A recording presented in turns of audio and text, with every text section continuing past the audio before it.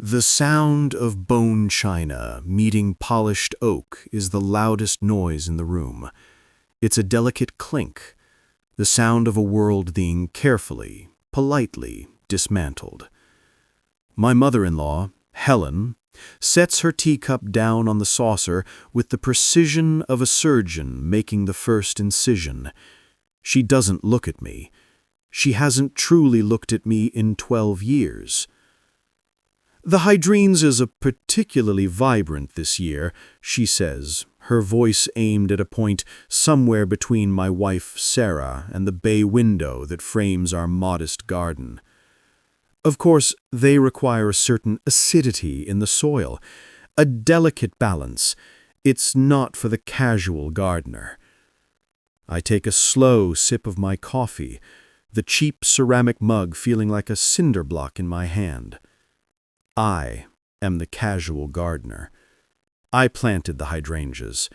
Sarah had pointed to a picture in a magazine, her eyes alight with a simple domestic hope, and I had spent a weekend digging, amending, planting.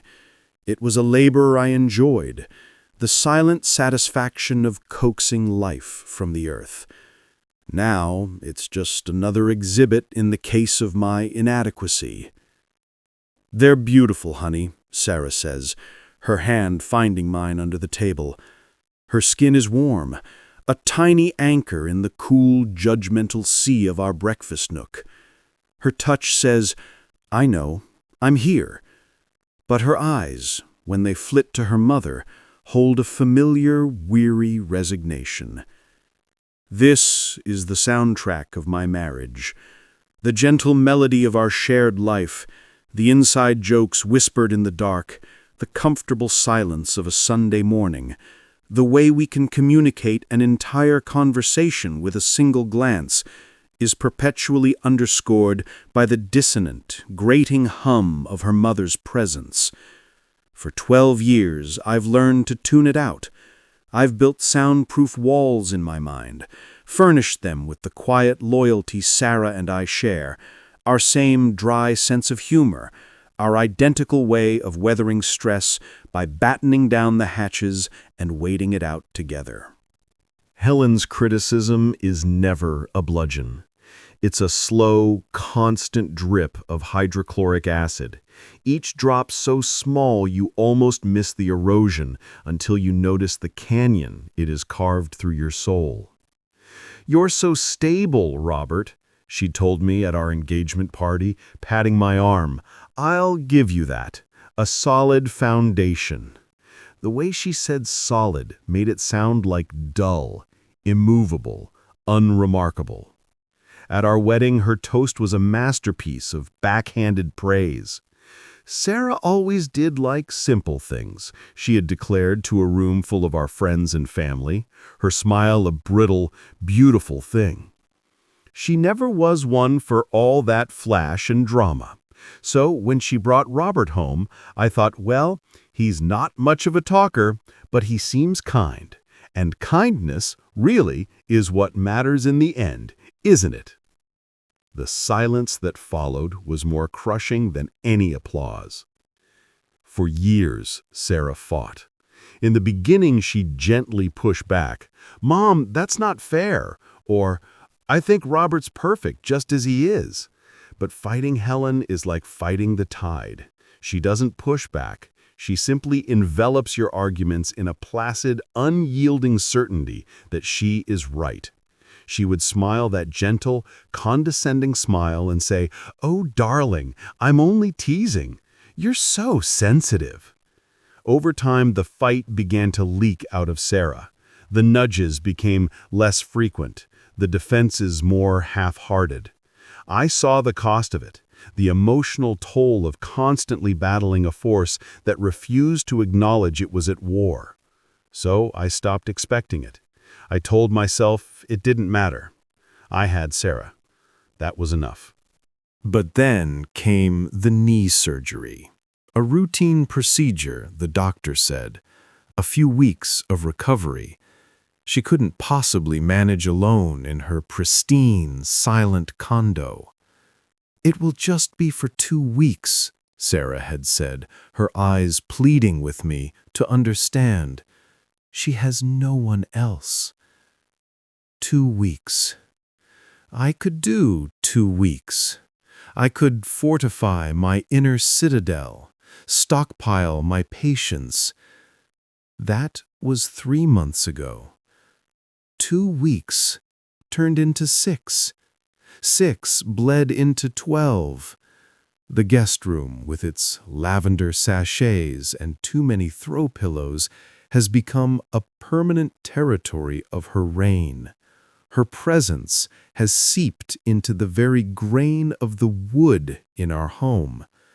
The air smells of her perfume, a floral, powdery scent that reminds me of forgotten funeral parlors.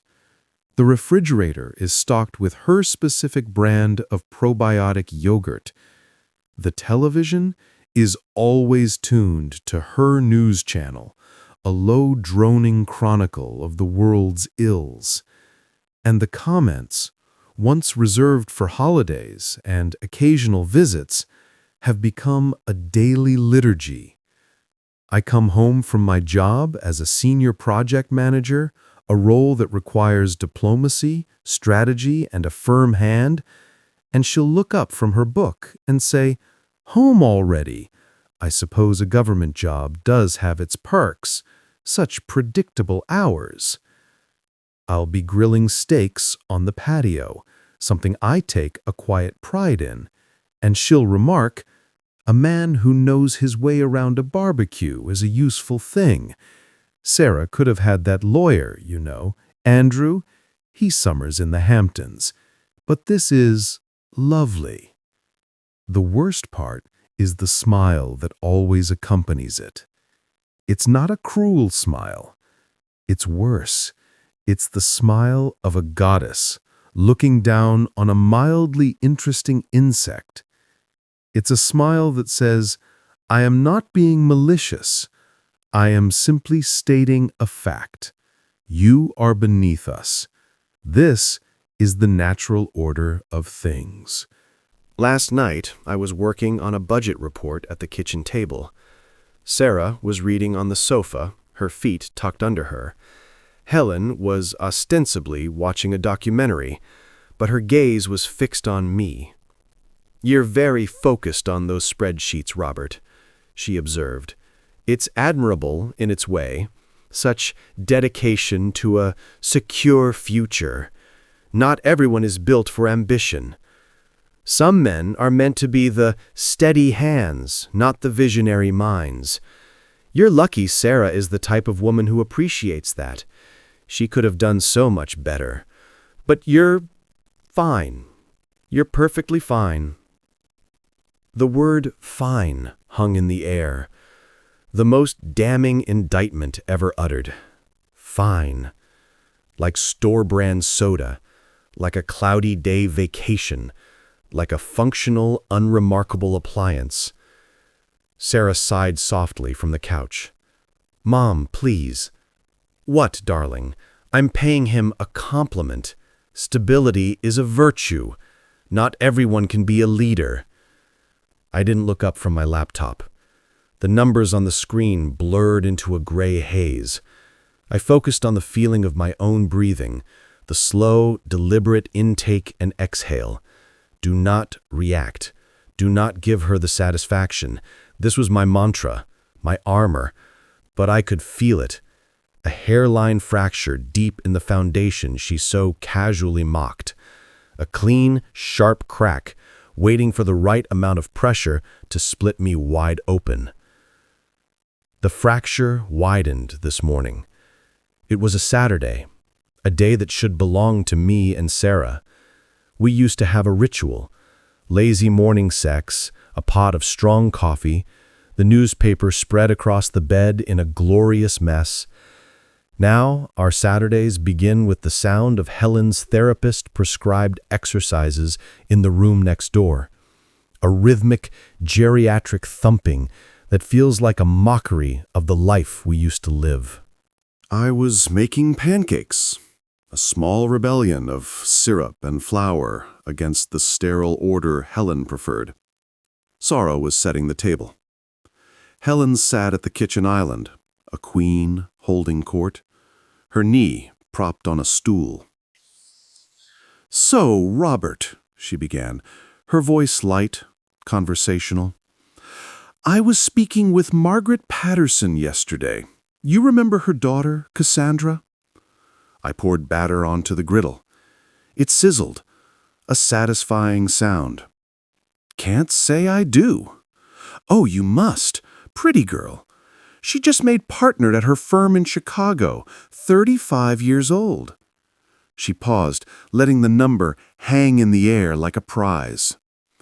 "Her husband is a cardiothoracic surgeon. They just bought a stunning penthouse overlooking Lake Michigan. Margaret says the view is simply breathtaking." I flipped a pancake. It landed perfectly. A golden brown disc. A small, stupid victory. "Good for them," I said, my voice even. "It just got me thinking," she continued, as if I hadn't spoken, "about potential. Sarah had so much of it, head of the debate team, top of her class. Everyone thought she'd be the one to really make a mark. I always pictured her in a city like Chicago or New York, surrounded by driven, commanding people." She sighed, a soft, wistful sound. "But then she met you, and, I suppose, this is enough for her." The pancake suddenly smelled of burning. I scraped it off the griddle, the edges blackened. Sarah slammed a knife down on the table. "Mom, that is enough! What is wrong with you?" "What?" Helen's eyes were wide with feigned innocence. "I'm just making conversation. I'm saying he's a good, stable man. It's a compliment, Sarah. Why must you always look for an insult?" "Because it is an insult." Sarah's voice was tight, strained. "Every single day, it's another little dig, another comparison. I am happy. We are happy. Why can't you see that?" "I do see it, darling," Helen said, her tone softening into a patronizing croon. "I see you've settled into a very comfortable, very quiet life. And that's wonderful. For you." I turned off the burner. The kitchen was filled with the acrid scent of my failure. I looked at Sarah, at the furious, helpless tears welling in her eyes. She was fighting for me, and it was tearing her apart. And I just stood there, spatula in hand, the silent, stable man. The man who provided a comfortable, quiet life. The man who was fine. I felt the crack inside me deepen. It wasn't a rage-filled break. It was colder than that, more clinical. It was the sound of a final calculation being made, a conclusion being reached. The numbers no longer added up. The cost of this piece was exceeding its value. I left the kitchen without a word, the ruined pancake still on the griddle. I walked into our bedroom and closed the door. I stood there, in the room I shared with my wife, and looked at my reflection in the dresser mirror. I saw a 40-year-old man with kind eyes that had grown cautious, a man who had built a life on compromise and quiet endurance, a man who was, by all objective measures, a good husband, a reliable provider, a decent human being. And in the echoing chamber of my own mind, I heard Helen's voice, not as an external critic, but as my own deepest, most secret fear. You are temporary. You are the placeholder until something better comes along. You are the for now, not the forever. For 12 years, I had acted like a permanent fixture. I had poured myself into this marriage, this home, this life, like concrete into a foundation, believing it would last a lifetime. But you can't force someone to see you as permanent. You can only show them what it feels like when you're gone. The idea didn't arrive with a bang. It didn't arrive with anger. It uncoiled in the quiet of my mind, a simple, elegant solution. It felt less like a decision and more like an acceptance of a truth she had been dictating to me since the day we met. If she saw me as temporary, maybe it was time I finally acted like it. The rest of the day passed in a strange, suspended silence. Sarah tried to apologize for her mother, her words tumbling out in a rushed, guilty torrent. "I'm so sorry, Rob. She's from a different time. She doesn't get it. She thinks she's helping." "I know," I said, and my voice sounded distant, even to me. Calm, detached. "She'll talk to her. I'll tell her she has to stop or she has to leave." "Don't," I said, looking at her. Her face was etched with stress, the light around her eyes dimmed. A fierce, protective love for her washed over me, so potent it was painful. This wasn't about her. This was about the sickness her mother had introduced into our home. A sickness that was now threatening to kill the host. Sarah's pleas and arguments were like antibiotics to which the bacteria had grown resistant. A stronger medicine was required, a radical amputation. "Don't what?" she asked, confused. "Don't talk to her. It's fine." I used the word deliberately, tasting its bitter, hollow flavor. "Really, it's not worth the fight." She searched my face, looking for the anger she expected, the hurt. She found only a placid, unnerving stillness. I saw a flicker of unease in her eyes, but she was so relieved to avoid another confrontation that she accepted it. She kissed my cheek, her lips soft and warm. "I love you. You know that, right? You're everything to me." "I know," I said again, and held her. I breathed in the scent of her shampoo, a familiar, clean smell that was the essence of home.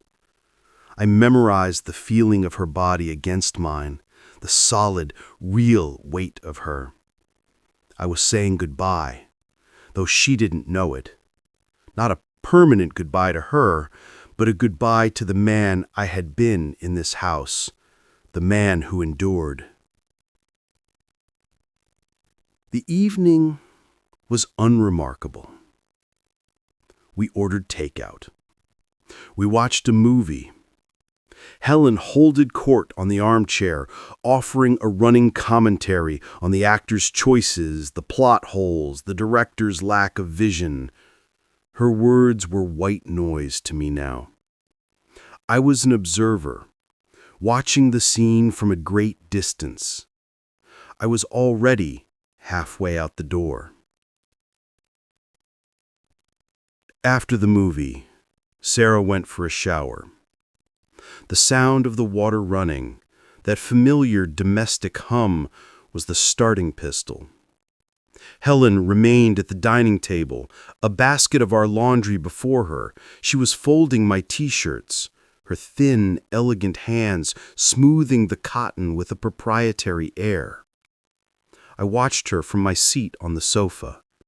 I felt utterly calm. The crack had finished its work. I was split in two, and the part of me that felt, that hurt, that cared, was sealed away in a quiet, soundproof room. She held up one of my gray Henleys. "You know, Robert," she said, not looking at me, her attention on the perfect crease she was forming, "I was thinking about what I said this morning, about potential." I didn't respond. I simply waited. She set the shirt down and picked up a pair of my socks, rolling them into a tight ball. "I suppose I've always felt, deep down, that Sarah married beneath her potential." She finally looked up and gave me that smile, the gentle, condescending smile that had chipped away at me for over a decade. It held no malice. That was the most devastating thing. It was simply the smile of truth. "But I guess," she added, her voice softening as if bestowing a great wisdom. Someone has to keep her grounded. There was no snap, no explosion. There was only a quiet, definitive click, like the sound of a key turning in a well-oiled lock. The door to the soundproof room inside me closed. The plan, which had been an abstract notion, crystallized into action. I stood up. My movements were smooth, deliberate.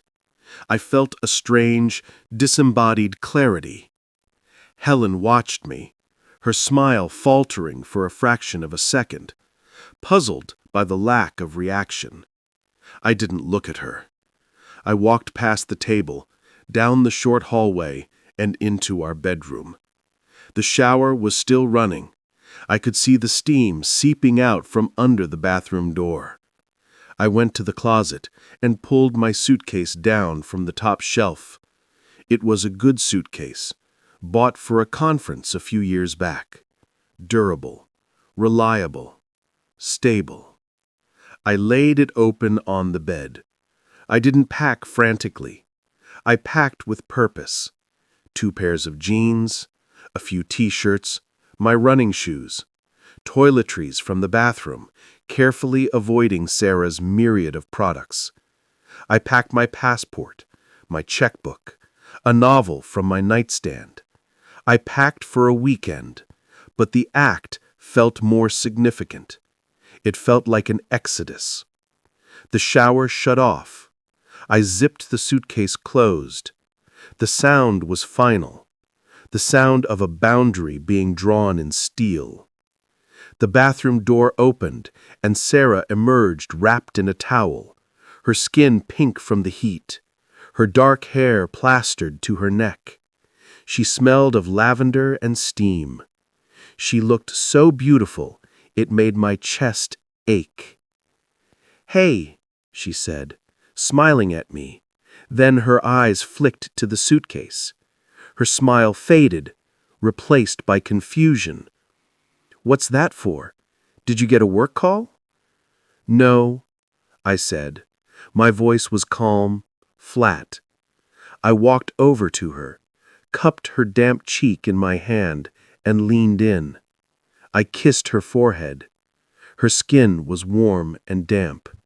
It was a benediction, a farewell. "I need to clear my head," I said, my lips close to her skin. "I'll be back in a couple of days." The confusion in her eyes deepened into bewilderment. "What? Rob, what are you talking about? Clear your head from what?" I didn't answer. I picked up the suitcase, walked out of the bedroom, down the hall, and past the dining table. Helen was still there, a pair of my boxer shorts frozen in her hands. Her face was a mask of pure, uncomprehending shock. The condescending smile was gone, wiped away as if it had never existed. For the first time in 12 years, she was truly seeing me, and what she saw was a man who was no longer there. I didn't look at her. I opened the front door and stepped out into the cool night air. I didn't slam the door. I closed it softly, with a quiet, definitive click. Then I got into my car, started the engine, and drove away without a single glance in the rear-view mirror. The hotel was a mid-tiered chain off the interstate, a place of beige walls and generic art chosen to offend no one. It was the kind of place a temporary man would stay. The fluorescent lights in the lobby hummed a flat, empty note. The clerk, a pimpled young man with the dead eyes of someone working the night shift, didn't look at me twice as he handed over the keycard. Room 214. It smelled of industrial cleaner and stale air. I dropped my suitcase by the door and sat on the edge of the bed. The mattress was too soft, the pillows too thin. It was perfect. I took my phone from my pocket. The screen was blank, a black rectangle of potential energy. With a thumbprint, I could unlock a world of noise. Sarah's worried texts, her frantic calls, the inevitable placating voicemails from Helen once Sarah had forced her to make them. I could hear the sound of my own life tearing apart at the seams. I held the power button down. The screen lit up, offering me the option to power off. Shut down. I selected it. The screen went black. Truly black. The silence in the room was immediate and absolute. It was a physical presence, filling the space, pressing against my eardrums. For the first time in 3 months? No, for the first time in 12 years. There was no hum of judgment, no drip, drip, drip of erosion. There was only nothing. I lay back on the cheap synthetic bedspread and stared at the textured ceiling. I expected a torrent of emotion: guilt, fear, regret, rage. But nothing came. I felt hollowed out, clean. The part of me that had been constantly braced for impact, constantly monitoring, constantly enduring, had simply shut down.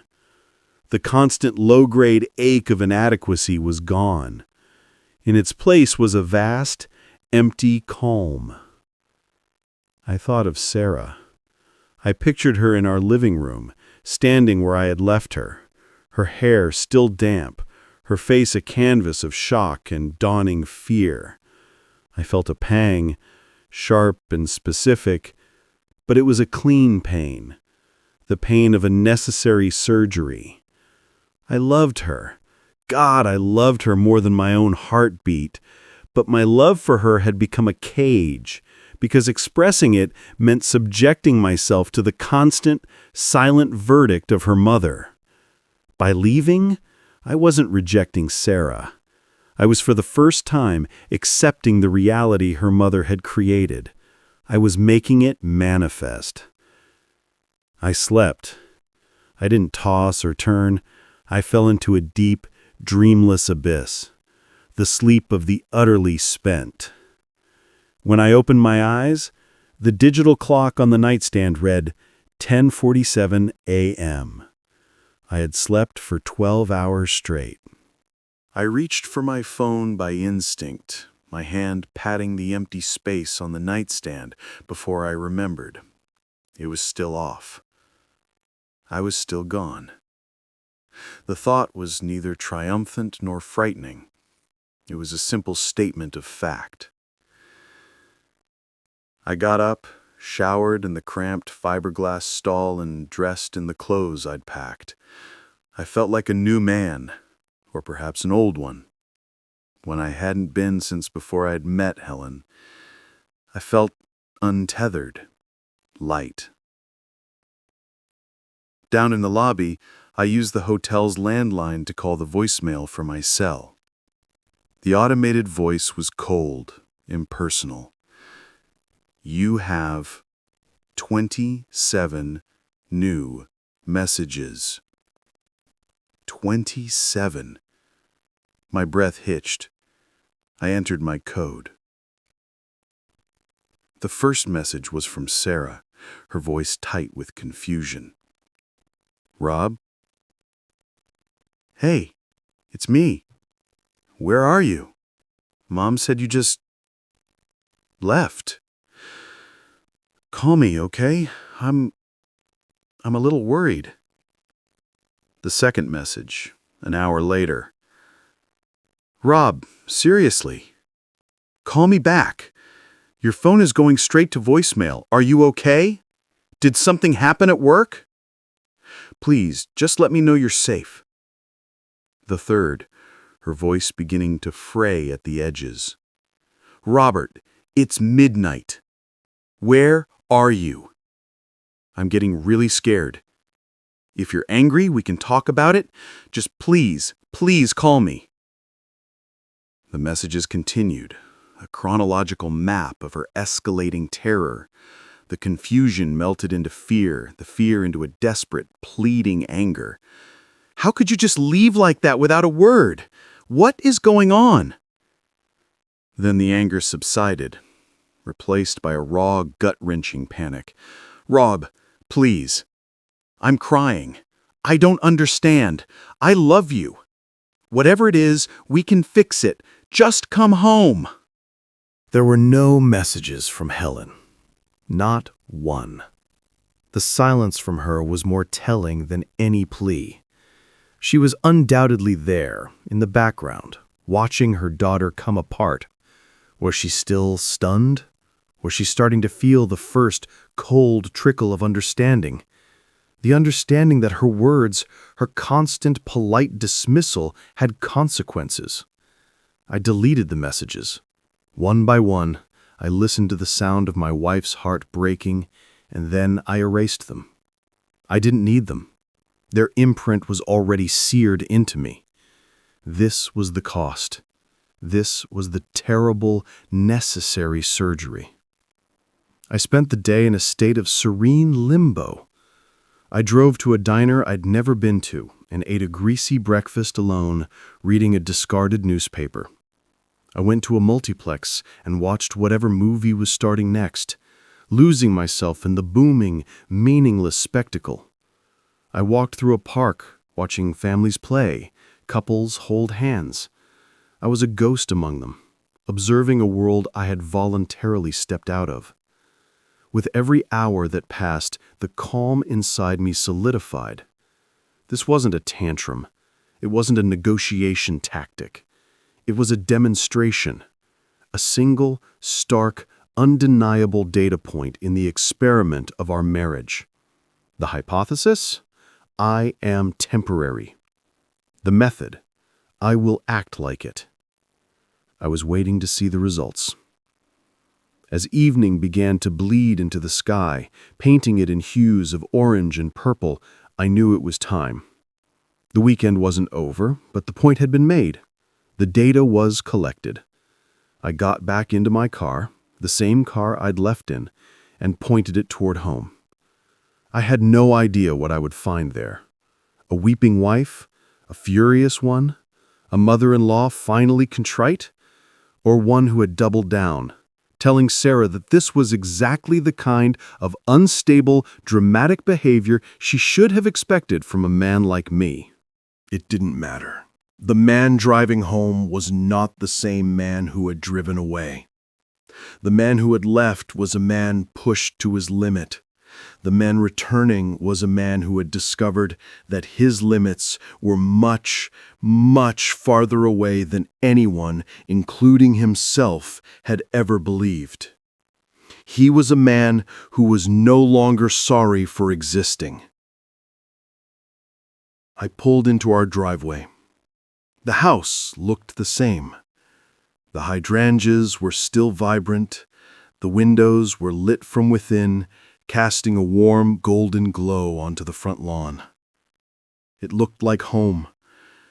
But as I turned off the engine and sat in the sudden silence, the suitcase still in my trunk, I knew that whatever waited for me behind that door, it would never be quite the same again. The walk from the car to the front door was the longest 20 feet of my life. Each step on the paved path was measured, the crunch of my shoes on the gravel edging unnaturally loud in the evening quiet. I carried nothing with me. The suitcase could stay in the trunk, a dormant symbol of my newfound capability. Through the narrow window beside the door, I could see movement in the living room, a shadow shifting, pacing. Sarah. My key slid into the lock with a familiar, well-oiled click. I pushed the door open. The scene that greeted me was a frozen tableau of aftermath. Sarah stood in the center of the living room, her arms wrapped tightly around herself as if holding her body together. Her face was a devastation. Her eyes were swollen, raw from crying, and her skin was pale and blotchy. She wore the same clothes from last night, now wrinkled and lived in. When she saw me, her body flinched, but she didn't move towards me. Her expression was a turbulent sea of emotions, an overwhelming wave of relief seeing me alive and whole, immediately followed by a riptide of pure, undiluted fury. Helen was seated in her armchair, the throne from which she had dispensed her judgments. She was unnaturally still, her hands clasped in her lap. The book she'd been pretending to read was closed on the side table. She looked older, the fine lines on her face etched more deeply by the shock that hadn't yet worn off. Her eyes, usually so full of placid certainty, were wide, darting between Sarah and me like a spectator at a tennis match she no longer understood the rules of. The condescending smile was nowhere to be found. It had been replaced by a tight, wary line. I closed the door behind me. The sound echoed in the silence. "Where have you been?" Sarah's voice was a ragged tear in the fabric of the quiet. It wasn't a question. It was an accusation, a plea, a sob. "I told you," I said, my voice calm, unnaturally so in the charged air. "I needed to clear my head." "Clear your head?" The fury won out. She took a step forward, her hands dropping to her sides, clenched into fists. "For 24 hours without your phone? I called hospitals, Robert. I called the police. They said an adult man has the right to disappear for a while unless there's evidence of foul play. I was out of my mind. I thought you were dead in a ditch somewhere, or that you'd just decided you were done with me." Her voice broke on the last word, and the pain in it was a physical blow. I wanted to go to her, to fold her into my arms and tell her I was sorry, that it was all a mistake, but I remained where I was, just inside the door. To move would be to re-engage in the old dynamic. To apologize would be to nullify the entire terrible point of my leaving. "I wasn't done with you," I said, my gaze steady on her. "I was at a hotel. I turned my phone off. I slept. I thought." "You thought?" she repeated, her voice scaling upwards. "What could possibly require that much thinking that you couldn't talk to me about it? What is wrong with you?" This was the moment, the pivot, upon which everything would turn. I could offer a placation. I could say I was stressed about work, that I needed space, that it was a midlife crisis. It would be a lie, and it would restore the fragile, toxic peace. It would also be a betrayal of myself, a return to the silent compact of my own diminishment. I finally let my eyes slide from Sarah's tortured face to her mother's. I held Helen's gaze. She looked away first, a tiny, almost imperceptible flicker of her eyes down to her clasped hands. It was a surrender. A small one, but a surrender nonetheless. "I left," I said, my voice low and clear, aimed now at Sarah, but rooted in the truth her mother had forced into the open. "Because your mother has treated me like I'm optional for 12 years. Last night, she told me, once again, that you married beneath your potential and that I was just here to keep you grounded. So I wanted to see how it felt to act like it, to be temporary." The silence that followed was absolute.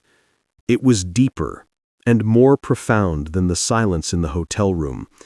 This was a silence full of sound, full of the echoes of 1,000 similar comments, 1,000 tiny cuts that had gone unacknowledged for so long that they had become the background radiation of our marriage. Sarah stared at me, her mouth slightly open. The anger on her face drained away, replaced by a dawning, horrified comprehension. She looked from me to her mother, whose face had gone a shade paler. Helen opened her mouth to speak, probably to say, "I didn't mean it like that," or "You're being overly sensitive." But no sound came out. The context I had created, the suitcase, the disappeared husband, the terrified daughter, had robbed her of her primary weapons. "What?" Sarah whispered, the word barely audible.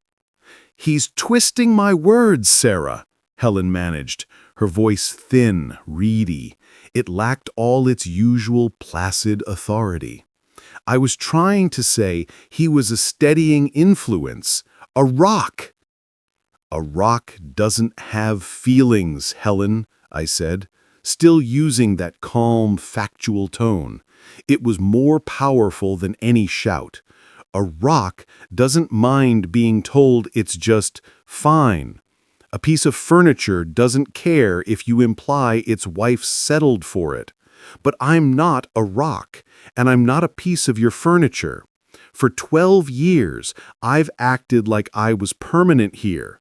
Last night, I decided to act the way you've always seen me, as someone who could disappear at any moment. And I discovered I was very good at it." Sarah was now looking at her mother, and the expression on her face was one I had never seen before. It wasn't weary resignation.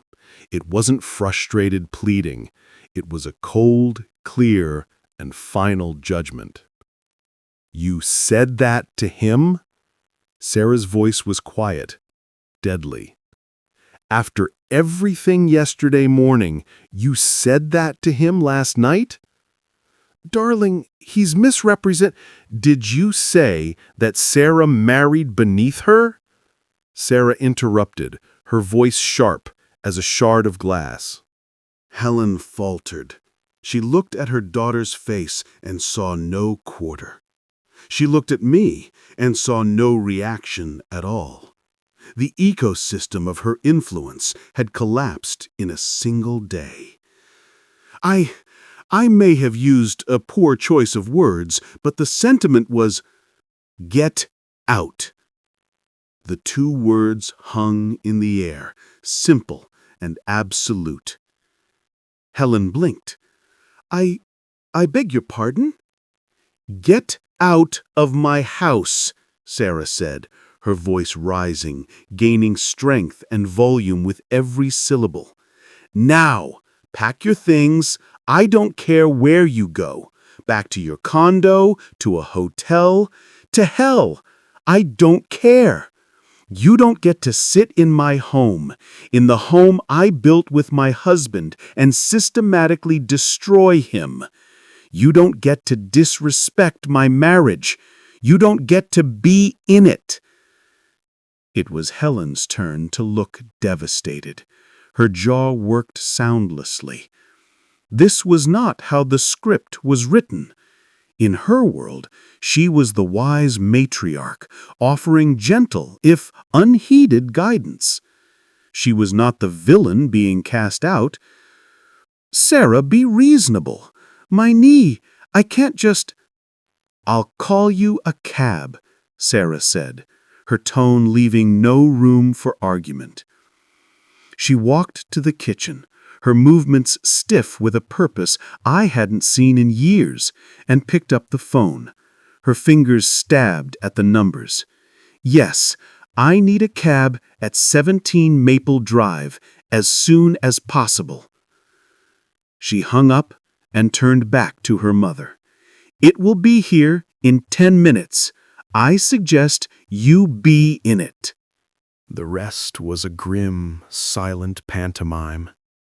Helen, her face a mask of stunned humiliation, pushed herself up from the chair and limped, without a word, down the hall to the guest room. Sarah stood rooted in the center of the room, her back to me, her shoulders set in a hard line. I could hear the faint sounds of drawers opening and closing, of a zipper being pulled. I didn't move. I had set this in motion, but this part was not my battle. This was Sarah's line in the sand, drawn not in gentle nudges, but in the unforgiving cement of a broken trust. A few minutes later, Helen emerged, pulling her small wheeled suitcase. She didn't look at either of us. She walked to the front door, opened it herself, and stepped out into the night. She didn't say goodbye. The door closed behind her with a soft, final click. The sound of the cab pulling away a few minutes later was the sound of the world shifting on its axis. For a long moment, neither of us moved. The house, our house, felt different. The air was lighter, easier to breathe. The powdery, floral scent of Helen's perfume was already beginning to lose its grip, overpowered by the simple, clean smell of our home. Sarah slowly turned to face me. The fury was gone. The terror was gone. In its place was a deep, profound sorrow and a dawning, awful understanding. All those years, you just took it? I tried to fight it. I saw how it drained you. I didn't want to be the reason for a war between you and your mother. I thought if I was just patient enough, just stable enough, she'd eventually see I was good for you. And she never did, Sarah said, the statement a painful acknowledgement. And I stopped fighting as hard. I got tired. I told myself she didn't mean it, because the alternative was admitting that my mother was slowly poisoning the man I love. She wrapped her arms around herself again, a fresh wave of tears welling in her eyes.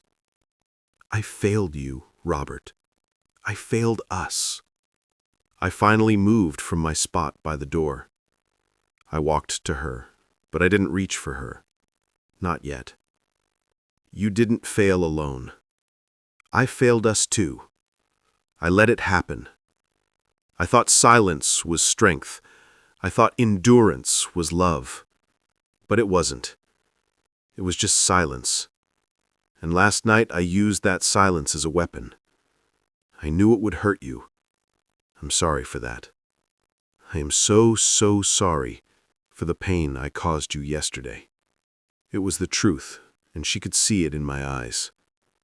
My calm wasn't indifference.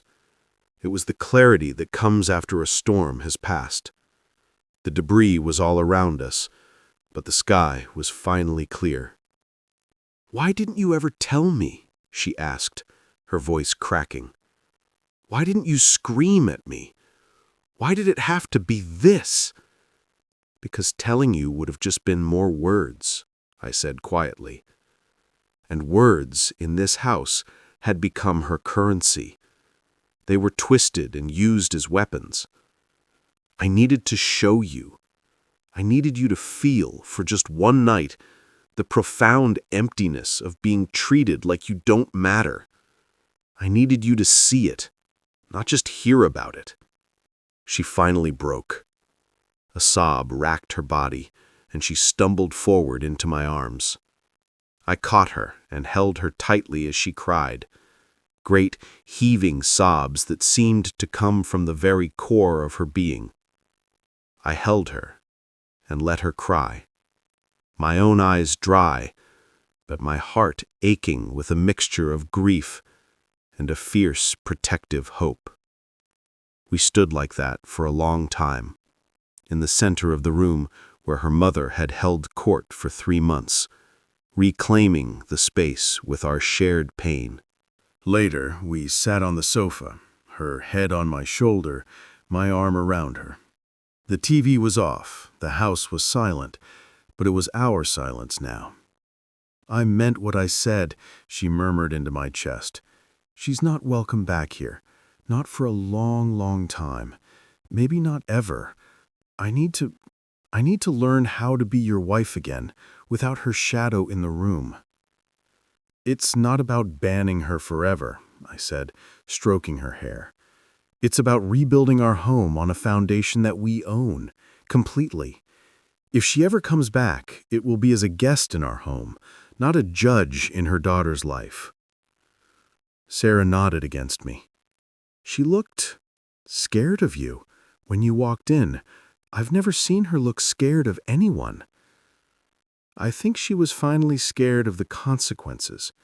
She's spent a lifetime believing her words had no real weight, that they were just gentle truths that people were too sensitive to hear. Last night, she saw that they have the weight of a suitcase. They have the weight of a missing husband. They have the weight of a daughter who finally chooses her marriage. We went to bed that night exhausted, hollowed out, but tethered to each other in a way we hadn't been in years. The space between us and the bed, which had felt like a chasm filled with unspoken resentments for months, was just space again. And when I reached for her in the dark, my hand found hers, and her fingers laced through mine, holding on as if we were rediscovering the shape of each other. The weeks that followed were a season of repair. It was not a loud or dramatic process. It was quiet, like the slow knitting of a bone. We talked. We really talked, without the specter of Helen's opinion hovering in the room. We went for long walks and didn't say a word. The silence between us comfortable and shared once more. We rediscovered our old rituals, the messy Saturday morning newspaper in bed, the lazy Sunday afternoons, the inside jokes that made us laugh until we cried. Sarah started therapy to untangle the threads of her relationship with her mother. I joined her for a few sessions. It was there, in the neutral, safe space of the therapist's office, that I fully articulated the deep psychological wound Helen had inflicted. The weaponization of adequacy. She hadn't called me a monster or a failure. She had simply positioned me as not enough. And in doing so, she had tapped into the most universal of male anxieties. The therapist called it death by 1,000 compliments. And the phrase was so perfectly apt, it was chilling. Sarah spoke to her mother on the phone, but the conversations were short, strained, and conducted in another room. I didn't ask what was said. I trusted her to hold the boundary she had set. That trust, the feeling of being a united front, was a balm. After about 3 months, Helen asked if she could come for a short visit. To talk. Sarah agreed, but with strict conditions. It would be for 1 hour, on a Sunday afternoon. I would be present. The day she arrived, the air in the house was tense, but it was a different kind of tension. It wasn't the low-grade hum of dread I was used to. It was the sharp, alert tension of a probation hearing. When she knocked, Sarah answered. Helen stood on the doorstep, holding a bakery box. She looked smaller, older. The effortless authority she had always carried was gone, replaced by a nervous formality. "Hello, darling," she said to Sarah, her voice tentative. "Hi, Mom. Come in." Helen stepped inside. Her eyes flicked around the room, as if seeing it for the first time. Then they landed on me. I was standing by the fireplace, not posing a threat, but not making a move to put her at ease either. "Robert," she said, and gave a tight, small nod. "Helen," I replied, my tone neutral. We sat, Sarah and I on the sofa, Helen in the armchair, her old throne, but she no longer sat like a queen. She sat like a visitor, perched on the edge of the cushion. There was a long, awkward silence. "I brought a lemon cake," she said, gesturing lamely to the box. "Thank you," Sarah said. Her voice was polite, but held no warmth. Another silence. Helen folded her hands in her lap, then unfolded them. She was fidgeting. I had never seen her fidget.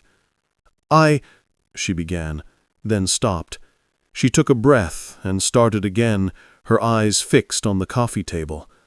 "I have been doing a great deal of thinking and speaking with a counselor."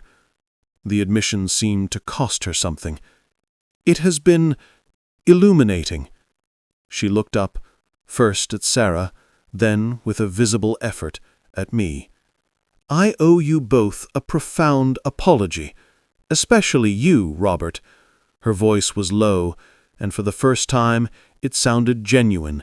Stripped of its condescending lilt, it was just the voice of an aging woman. I told myself for years that my comments were merely observations, that I was helping Sarah see potential. But my counselor helped me see that I was not guiding, I was controlling. I was trying to shape a life for my daughter that matched the one I had envisioned, and I could not see the value in the one she had chosen for herself, a life with you. She paused, gathering her words. "I said you were fine. I said you were stable. I use those words as insults, when in any other context they are the bedrock of a happy life. I see that now. The way you love my daughter is quiet and loyal and deep. It is not flashy, it does not seek my approval, and for that I punished you. I am truly sorry." The words hung in the air. They were the right words. They were words I had waited 12 years to hear. And yet, hearing them now felt less like a victory and more like a confirmation of a truth I had already accepted. Her apology was for her and for Sarah. For my part, the lesson had already been learned, and I had been the one to teach it to myself.